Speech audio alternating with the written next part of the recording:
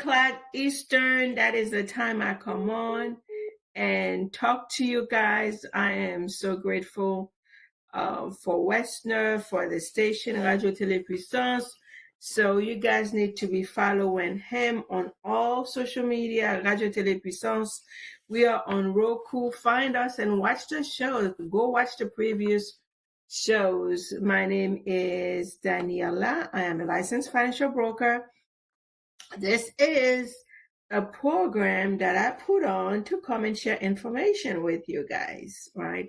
So I am not just a licensed insurance broker, but I am a financial literacy coach, mentor. So if you guys like what I'm doing and you'd like to learn more or become a licensed professional like me, reach out to me. We're always looking to bring other people on, especially at the beginning of the month. So we have a number of people that we want to work with. So I am recruiting. We are looking to expand the business because I can only reach out to so many people. So we have a goal to put $1 billion back into our community, right? I cannot do it alone, right? So I need to rest. I need to sleep. So I need people who are business minded, who are coachable, and who wants to build, right, legacy, build a stream of income while providing financial information to our community. So I welcome you guys to reach out to me, join my team. So I look forward to talking to you guys. So the reason why I come on every Monday is to provide information, to talk on different topics. And today we're talking about debt management, debt consolidation, right? So last couple sessions, we talked about how to avoid getting into debt during the season of stuff, right? So we tend to overspend and for things that we don't really need, right? So it's okay to celebrate. I love Christmas. Christmas is one of my favorite holidays, but we still need to be mindful of the finances. We cannot go overspend in the spirit of showing love through gifts. So we don't have, you don't have to be giving out stuff to show your love, right? You can spend time, create memories with your family. That's a great way to teach the next generation how to really love on people and not necessarily through gift giving, right? So I know some people will get into debt. Some people are already in debt and they're adding more to it. So we were not created to be in that kind of bondage. When you are in debt, you are in bondage, right? Proverbs 22 verse 7 says, the borrower is slave to the lender. Guess what? When you borrow money from people, especially when we get in those bad debts, right? So they become your master. It is a different kind of stress when you owe people money and you cannot pay them. That's the type of debt that we are talking about. We're talking about bad debt, the credit card debts, the personal loan debts, right? The car payment that you can't really afford, but you got it. And now it's time to repay it back. You're having a hard time. Right? That's the debt that we're talking about. So there are some debts that you have, and they are generating income. If you have an income producing asset, right? Assets can be debts as well, right? So if you have rental properties, those are debt, but it's an asset that producing income that you can offset your debt with, right? You pay pay back your loans, pay back your debts. But we're talking about people who are drowning in debt, right? During this holiday season, the average American gonna be spending about $1,200 that they don't have. So they're gonna be leveraging credit cards, personal loans, or taking money out of their 401k. When you do that, you are stopping, right? You're hindering your wealth building when you have to tap into your 401k. So the principle that I teach is to save, right? Have emergency funds. And your Christmas shopping should have a plan. You should have a plan for that as well. You know what you're spending, so everything should have a plan. Should have a plan for your Christmas shopping, your Christmas spending. You know how many people you want to shop for, right? So again, we get into debt because we are living with no emergency savings, right? We are overspending. Impulse. We shop on impulse. We are emotional shoppers, right? Emotional shoppers.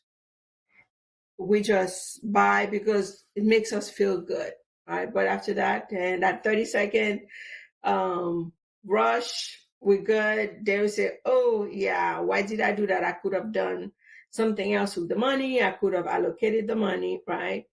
And so impulse. We want to keep up images. We want to live like the Joneses. The Joneses don't care about you, so don't live like the Joneses. Live your life. Live your truth, not somebody else's life, not somebody else's truth. And of course, medical bills. Medical bills can get us into debt when we don't have a plan. And again, the average American does not have $300 in an emergency funds. So that is why the new year is coming. Start working on your financial plan. And your financial plan should include emergency funds, at least $1,000 for your emergency funds. Because again, the average emergency in America is about $300, and we don't have that. And that includes medical bills. Do you have a plan that you can leverage when you fall sick?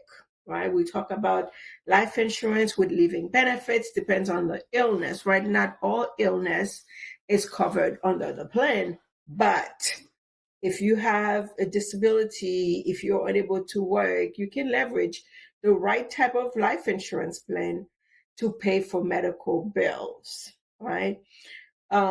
Reduce income or unexpected life changes. We know that many people have lost their jobs, and I understand life happens, right? And the last thing that gets us into debt is lack of financial literacy, right? So this morning I did a thing. I was asked to come and talk to high schoolers this morning. So 9:30, I was in front of about 45 kids, teaching them, talking to them about financial literacy, because financial literacy is not taught in school. So it is up to us to go out there and educate ourselves. Guess what, guys? No one is coming to save us. We have to position ourselves to get the knowledge, apply the knowledge so that we can live better lives, right? So debt often comes from survival, not necessarily irresponsibility, but I'm coming on here, and there are so many tools, so many ways out there that you can learn this information to keep yourself out of trouble, keep yourself out of debt. Again, I'm always going to apply biblical teaching on it, because that's who I am, right? I'm a God's girl. I'm a servant leader of God, so I am. So, and believe it or not, guys, everything, if you take your time to read the Bible, it is truly a guide. It is truly a map how to live your life. Everything is rooted in biblical principle, right? So debt equals bondage. And if any of you guys have ever been in debt, have ever owed, whether it's your mortgage, your car, and when you see that call coming through, oh my God, yeah, it's an instant headache because you know why they're calling you and you may not have the money to pay. So it's a different stress, right? So it's very stressful when you have bills and you cannot pay your bills. So it becomes some sort of bondage. But guess what? God wants you to be free. You were not created, right, to live in that kind of stress, that kind of bondage. God paid the price, right? So we need not to be a slave to our lenders because, right, because life happens or our own irresponsibilities, right? So God calls us to all, no one except but love, right? So we are only to love somebody. We shouldn't owe them anything. We are called only to love, not owe anyone, right? So sometimes we get into debt again because of lack of stewardship. Hey, Ilea. Hey, Benefit Dre. Good afternoon. Thank you for joining. For lack of stewardship, lack of discipline, we get into debt, lack of discipline. We don't have a budget. We don't live by a budget. We just spend.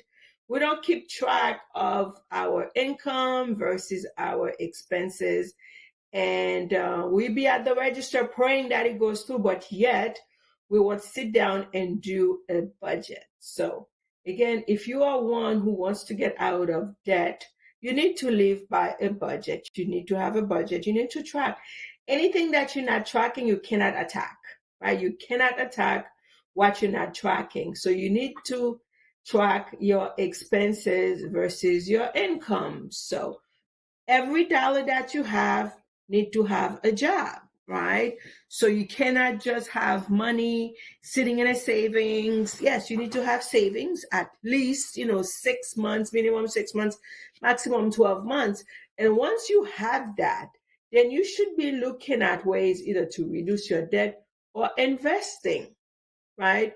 So your money, every dollar that you have should have a job. So do not just let your money sleeping, right? If your money is sleeping, yeah, you are losing money. So debt freedom is not willpower. It is wisdom, right? And guidance. So you need to get wisdom and you need to get guidance from a counselor, from a debt management company, right? So when it comes to debt, we have different type of debts. We have consumer debts, which is your credit cards, your store cards, your personal loans, right? Installment debts, that would be your car, your personal loans that you taken from Scott, right? Those are of the devil, right? And you have secured debt versus unsecured, right? So a lot of times secure debt, it comes with collateral, right? So a lot of times we don't have credit, then we would set up a secure credit card. Then we would use that. So when you go out and you leverage that money, right? So they don't care if you spend it because you have given them your collateral ahead of time, right? So not all debts are equal. So you have some good debt and some bad debt. Real estate is a debt, is an asset, but it can be, right, if it's a income producing asset. It's a great way to build wealth, a great way to eventually get out of debt, right? Because as you build equity, either you can multiply that or you can pay down your debt. So how do we stop creating, right, debt? How do we get out of debt? We need to stop creating it. Freeze. If you have a lot of credit card debts, you need to freeze those cards. I call it plastic surgery. Do plastic surgery on your credit cards, right? Or put them away.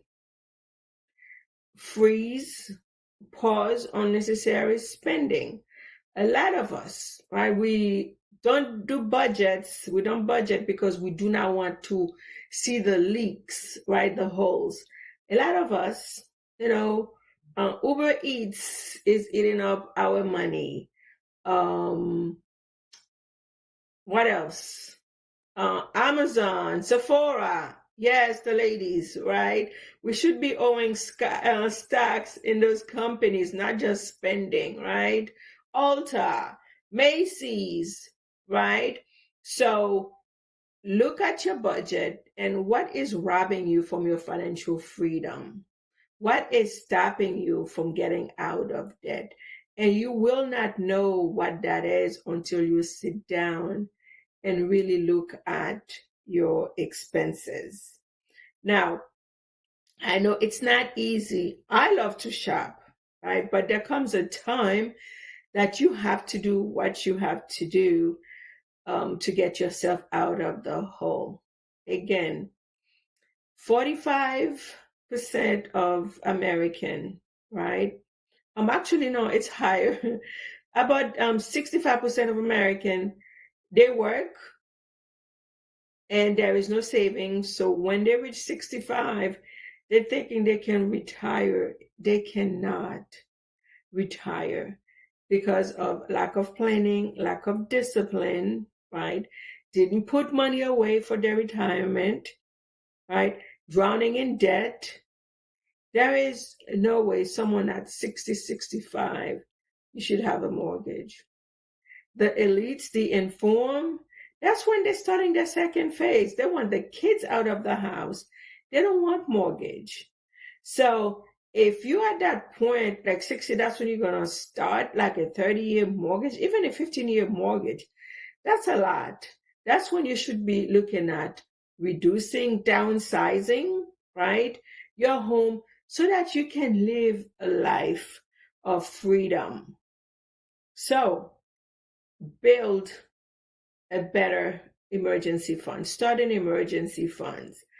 Could be anywhere from $300 to $1,000. Again, the average emergency is shown as $300, and yet the average American, about 85% of Americans living working. I'm not talking about those who are not working. Those who are working do not have $300 saved, do not have $1,000 saved.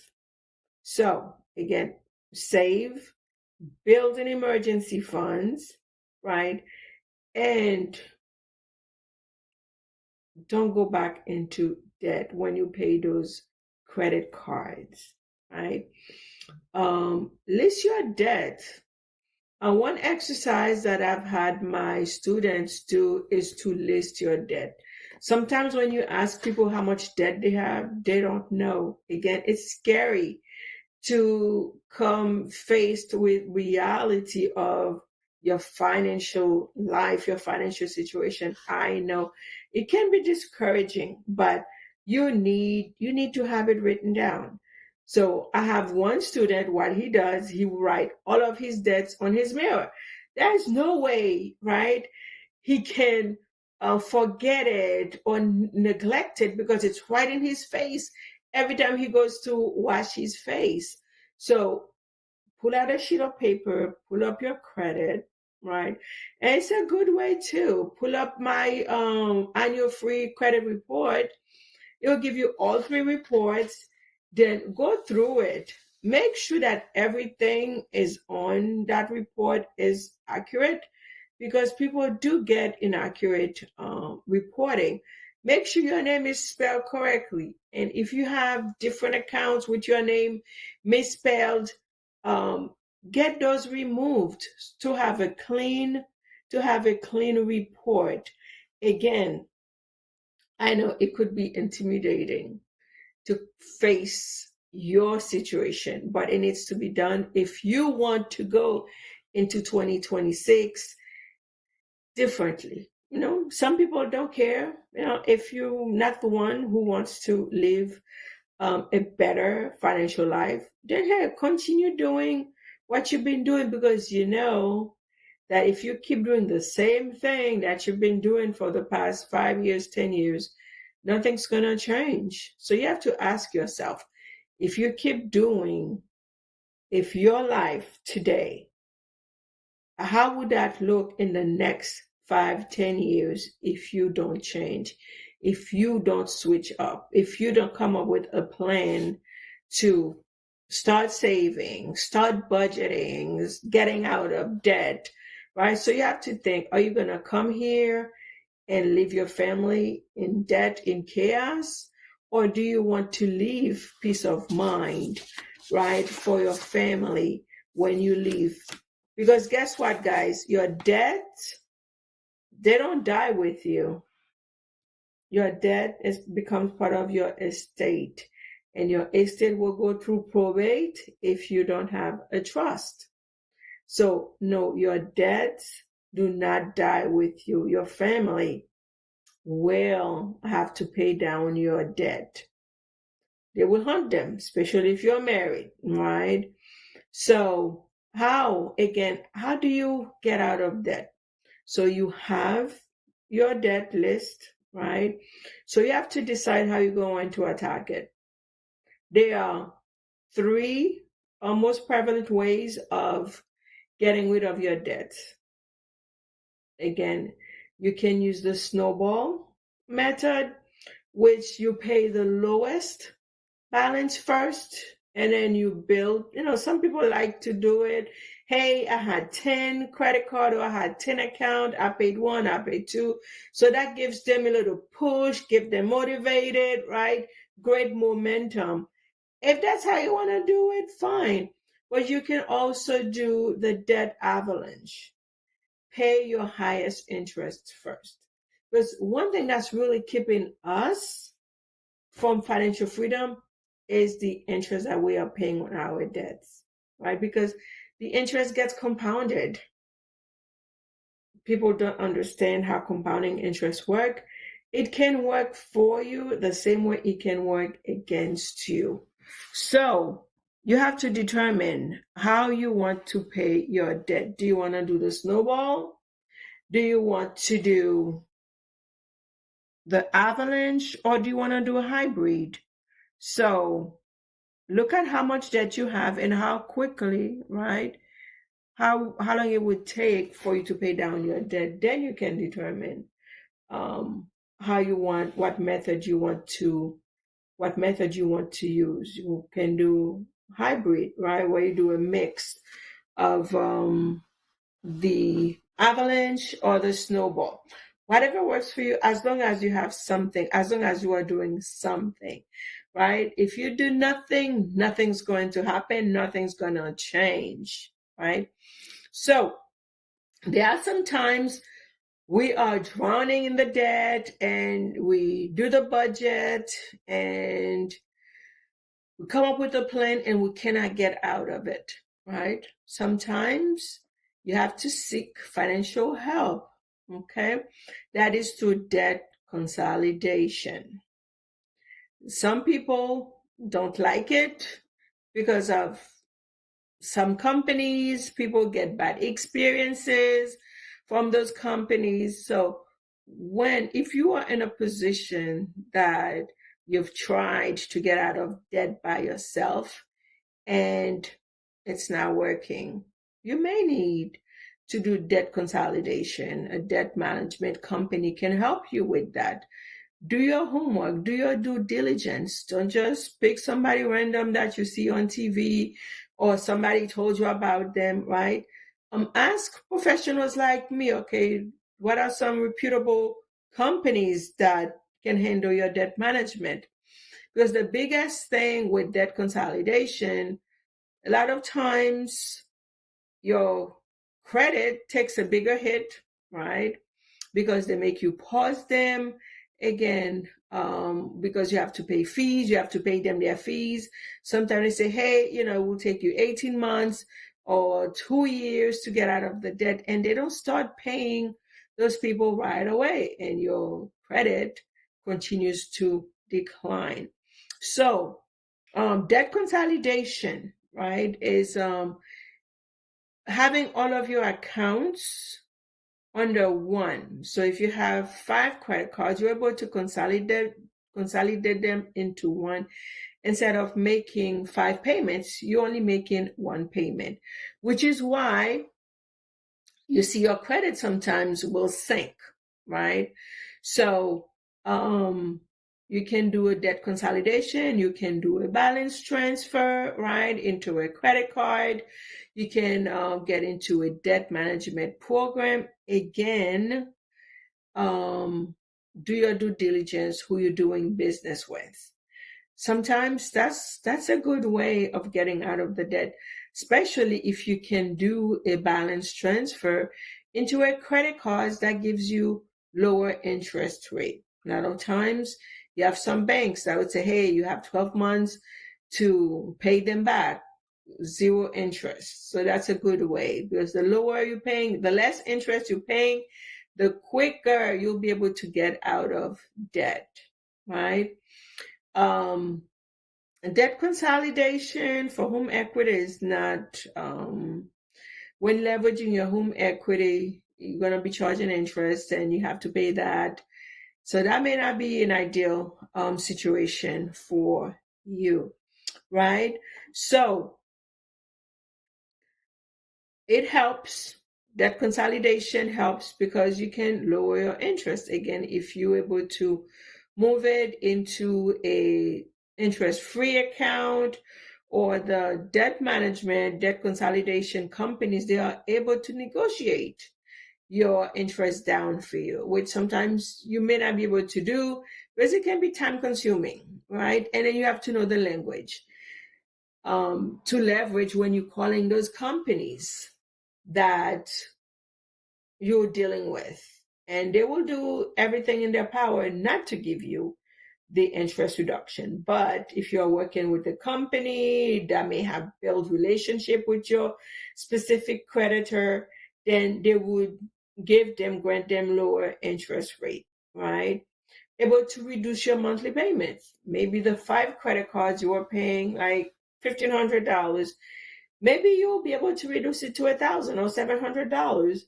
Or the debt consolidation company will work out a number that is fitting to your budget. Again, going through debt consolidation, you really have to live by a budget. You have to have a plan, right? Again, we need to stop using those credit cards. If you don't need it, don't buy it, right? Because you have the money available to you doesn't mean that you have to use it, right? You don't have to use it. So again, you are drowning in debt. You can get out of it, but you have to come up with a plan that works for you. Now, again, debt consolidation is not the ultimate. Like, you show how it can help you reduce the number of accounts you have to pay into, the interest, may be able to reduce your interest overall, reduce your monthly payment plan. So there's some pros and cons, right, to debt consolidation. A lot of times it extends the debt because you have to think about it. You're paying less interest, or you're paying a lower monthly payment. And sometimes the companies may be able to negotiate the balance, bring the balance down. But if they're not able to, you still owe the full balance. So therefore, the life of the loan, the life of the debt is going to be extended, right? So it adds fees, right? And it will affect you adversely because you are paying lower interest, you are paying lower monthly payments. And sometimes one thing that I see, you may have 5 credit cards and you are into a plan with the debt consolidation company, but they may not be paying all of your accounts. So again, to start, it will have a negative effect on your credit, right? I want to bring this up because I learned about this recently. So actually, I have a client who called me and asked me about a program, right?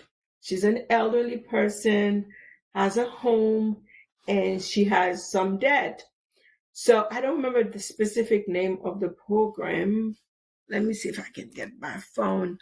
It works almost like a reverse mortgage, but the way that company works is that they would give you the money, whatever 50,000 or 100,000 that you may need, and mm, that you may need, and they will give you you have a set of interest, right? You have a set of interest that you have to pay on the money that they give you, and you have a date to pay it. So unlike the reverse mortgage, they get their money or they get the house when you pass, but that particular program, they want you to pay the money within a certain amount of years. And if you don't pay it, they force you to sell your house. Now, the funny thing is that type of loan, the interest is not small. We're not talking about the average. Let me see what the name of the program is. Let me look up the text. Just in case somebody is looking into that, it is worse than the reverse mortgage because they charge you a high interest, as much as 20%, from what I understand. From what I understand, and when you don't pay it back, they force you to sell your house because they want their money. If the term was 5 years, they want you to pay it in the 5 years, and if you don't pay it in the 5 years, they force you to sell your house, because you have to pay the money. You have to pay the money back. I don't see it. But it is some type of loan that you can get on your house. They will put a lien on your house and charge you interest, like 15-20% interest, and you have to pay that money within a certain amount of time. And when you don't, you are forced to foreclose or to sell the house. So that's something that you need to be mindful of. Again, when you're doing debt consolidation, really do your due diligence, do your research, because there are a lot of companies pretending that they can come and help you, but no, they just come to steal, they just come to rob you. So your issue, right, is overspending. So you need to put a structure in place so that you get out of it, you stay out of it, right? Yes, there's another alternative. A lot of people do bankruptcy. If debt consolidation, if it's just too much, it is an alternative. You have different type of bankruptcies. You have Chapter 7, Chapter 13. There are some things you can put into bankruptcy, some things you can't, like student loans, they're stuck with you, right? So again, look at it's bankruptcy is the quick way of getting out of it. But again, you are locked in. So it depends on the type of bankruptcy. You may not be able to buy a house. You may not be able to get credit, right? So those are options, those are tools, but need to be mindful of how to use them. Are they really beneficial to you in the long run, right? So the ideal thing to do is not to get into debt. And if you get out of debt, don't go back into it, right? So debt consolidation could be a good tool, right? But you have to use it wisely because of the benefits that it gives you.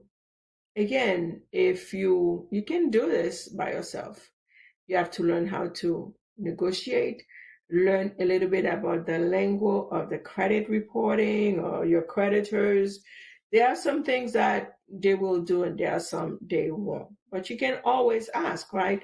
Closed mouth won't get fed. So you have to open your mouth, call them. If your interest is high, negotiate, right?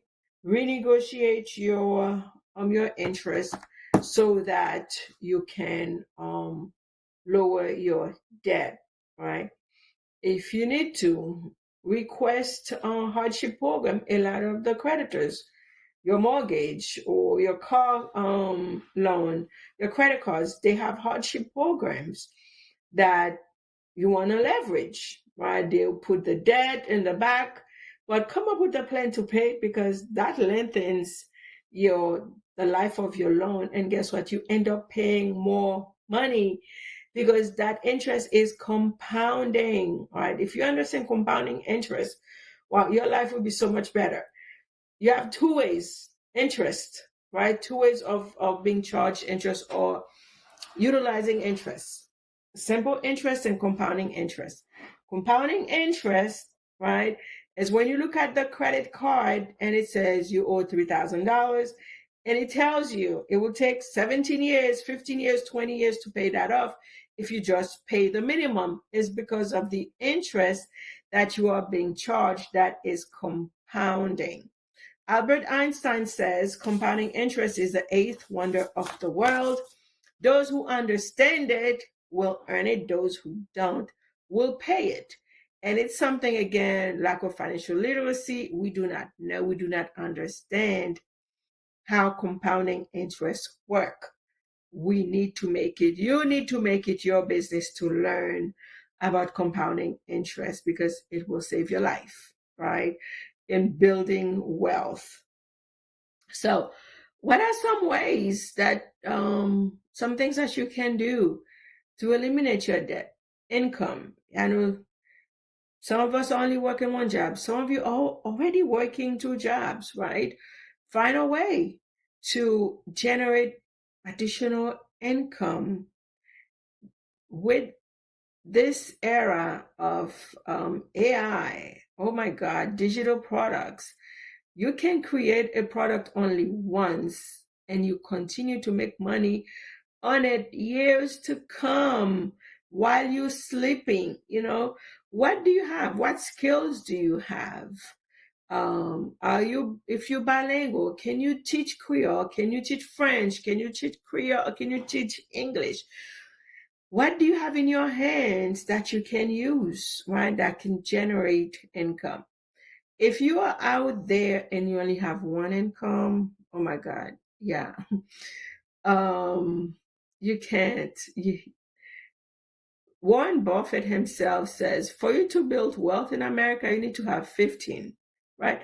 Of course, you're not going to have all 15 simultaneously running, but you can build, right? If you have a 9 to 5. And I like this quote from Jim Rohn. Jim Rohn says, your 9 to 5 will fund your lifestyle, but your 5 to 9 will build you wealth. So if you are one of the mindset that you want to generate something, that you want to create something beyond your 9 to 5, because you have to think, if you don't have your 9 to 5, because nothing is promised, there is no job security. Okay. So if you don't have your 9 to 5, what else do you have to fall on? You need to have a business, a side hustle, whatever, right? Find a way to create income.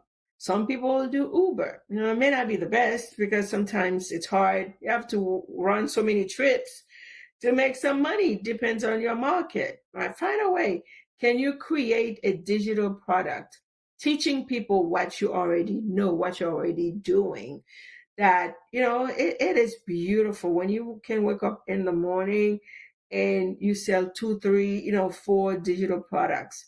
You didn't have to work for it. That's the way that America is built. Wealth is built in America. If you have to work for your money, it's going to be hard for you to build wealth. So increase income, a part-time job, freelancing, right? Notary. I am a notary. Um, I'm commissioned notary. I do loan signing. It's a great way to generate some extra income, right? It's an easy process to get your notary license, right? A 2-hour course with your state, or you can go to National Notary Association. It's like $200.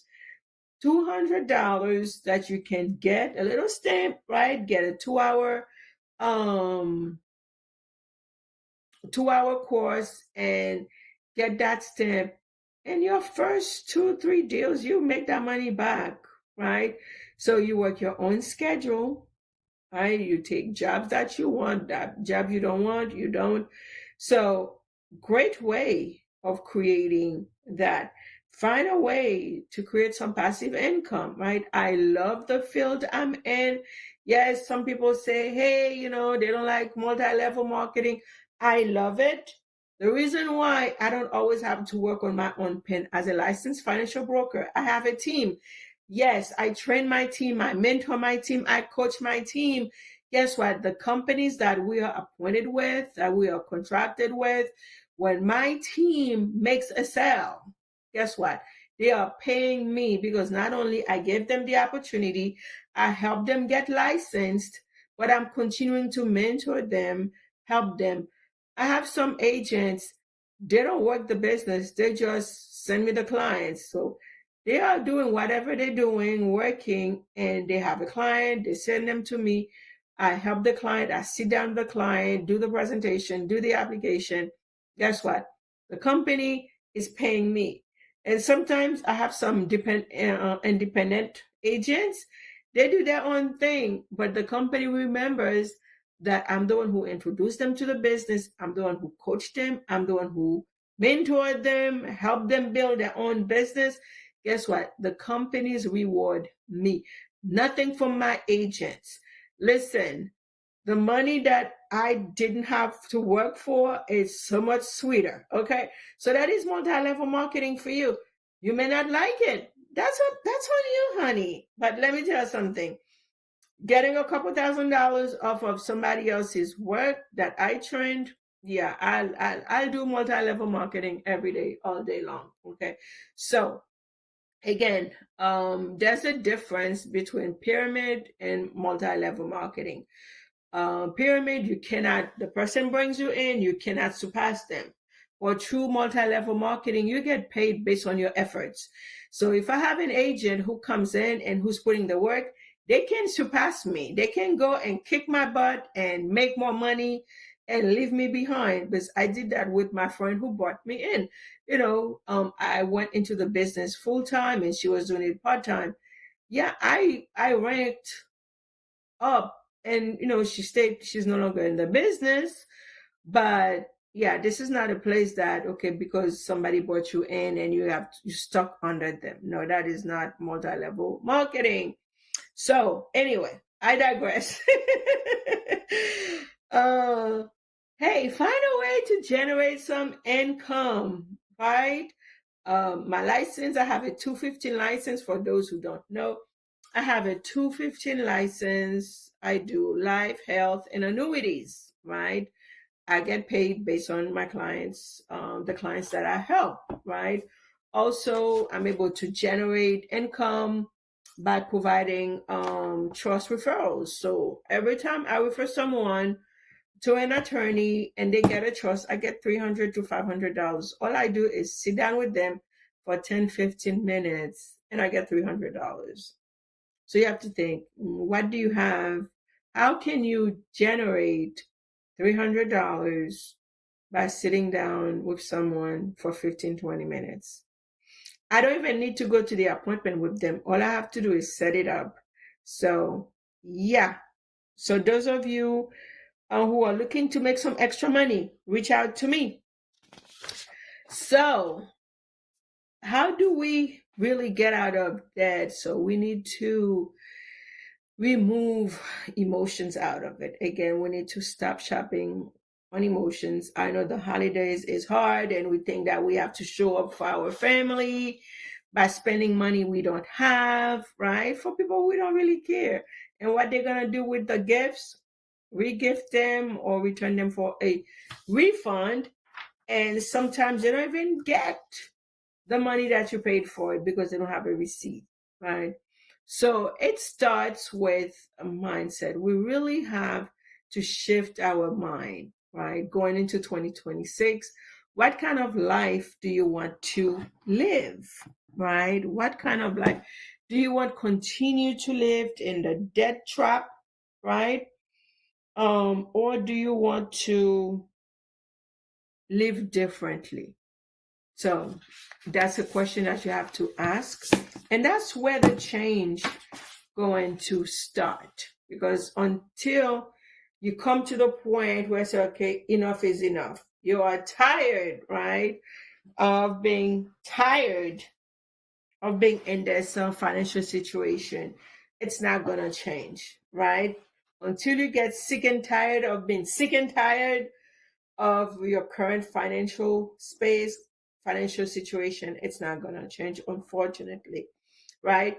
So, some ways to help you shift. Let's stop being content with our situation and think, oh, it is what it is. No, it is not. It is not what it is. It is what you want it to be, right? So, what are you going to change so that your life is not, it is what it is, right? um my Haitian people would say, JPP, Jean le passé, le passé. No, you are powerful. You have the right to choose how to live your life financially. So you have to make that decision, right? You are in control of your life. So take control, right? Take control of the things that you can manage. You can manage your money, you can manage your expenses, you can manage your income. So let's manage that. Um Coming down to a close. So manage the ones that you can manage, right? A lot of times we get into debt because we don't like that word, delayed gratification, right? Delayed is not denial, right? So again, you can have it, but not right now. In a couple, 2 sessions ago, I thought on this. When you get ready to buy something, so you have to ask yourself, do you love it? Do you like it? Do you need it? Can you afford it? And if you cannot answer all of those 4 questions, then don't buy it, right? Do you need it? Do you love it? Can you afford it? If you can answer those questions, hey, by all means, go ahead, get it, right? But don't have a shopper's remorse afterwards, right? A lot of times we know we didn't really need it, we didn't really love it, but we just wanted it. Then we say, then we regret it, right? So let's not have shoppers remorse, delayed gratification. Let's postpone, right, the buying of stuff that is not necessity, right? If it's not a necessity, don't buy it, right? So we are called to be stewards, good stewards, right? Everything we own belongs to God. We are just managers. We are called to manage God's gifts to us. So are you being a good steward? Are you being a good manager with the things God entrusted to you, right? So we see the Bible says that if you cannot be entrusted with small things, then there's no way you're going to get the bigger bank account, the bigger house, the bigger car, the bigger job, right? It really comes down to it. If you are at a job and you're a mediocre employee and you're just doing the bare minimum so you don't get fired, I expect to get a promotion, right? So we need to be a good steward in everything that we are doing, right? So we need to trust God, right? Trust God for our provisions because He told us that He is our shepherd. We lack nothing, right? nothing by having God on our side. So we need to reach the point where, okay, we are really relying on God for the things that we need and want.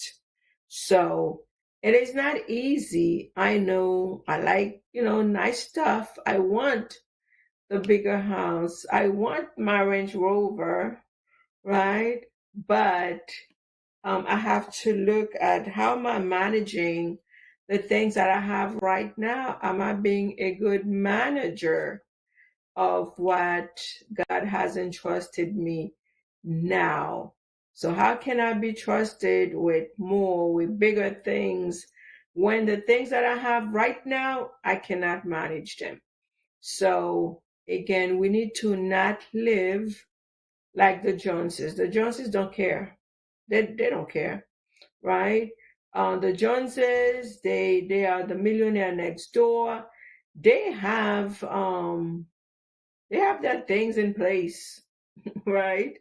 They have their things in place, so it's up to you to get your stuff in order, right?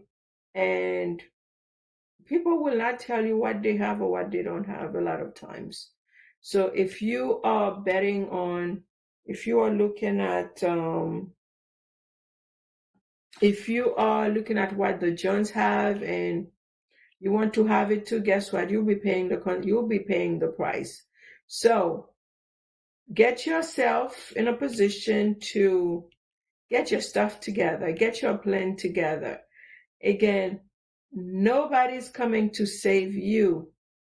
You need to create your own plan. You need to put your things in order, have your own strategy, come up with your strategy so that you can get out of debt. So we are coming on the top of the hour. So I am getting ready. So I really hope that, this conversation stirred something in you, whether to pull your credit report, your free annual credit report, um, review it to make sure everything that you have is correct on your report.